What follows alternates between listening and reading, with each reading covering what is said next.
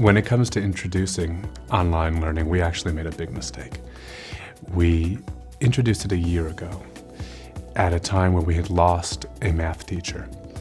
And we looked for a replacement and couldn't find anybody that we were comfortable with, and figured this was the time to introduce distance learning. It would be better than getting a mediocre teacher, and it was a big mistake. They had this sense that they weren't really learning. And I had a hard time figuring out, like, what do you mean by that? They just felt like we're not really learning. We're just reading stuff on a computer and answering questions.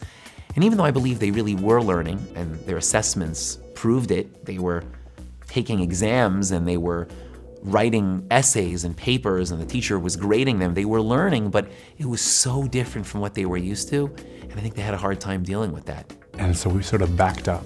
And for this year, we introduced it in an elective slot, in a place where we couldn't get a teacher to come and teach these things, because this is courses that we don't have teachers to teach.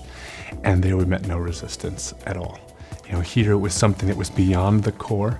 It was something that in our parents' mind was almost peripheral, and so, okay, you want to do that via distance learning? Great.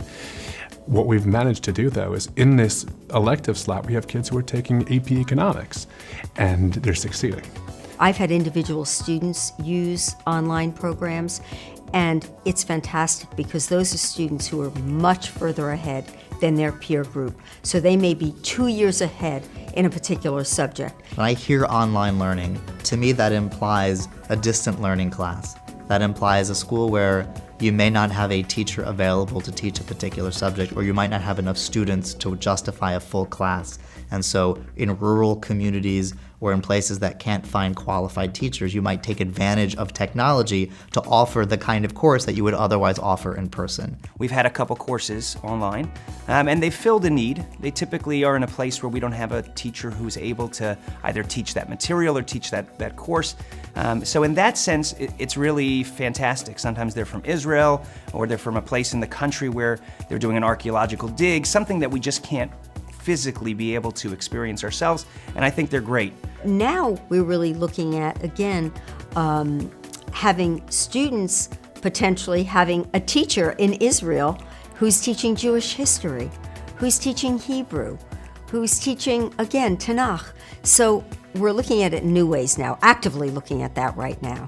We have an explosion of new offerings and courses that offer pieces of what formerly had been provided 100% by the school. It's about preparing students with the skills they will need to function well for the rest of their lives. And that's what we think about every single day when we come into work, is how are we going to support our students to be the best they can be? And it looks different than it looked when we were young.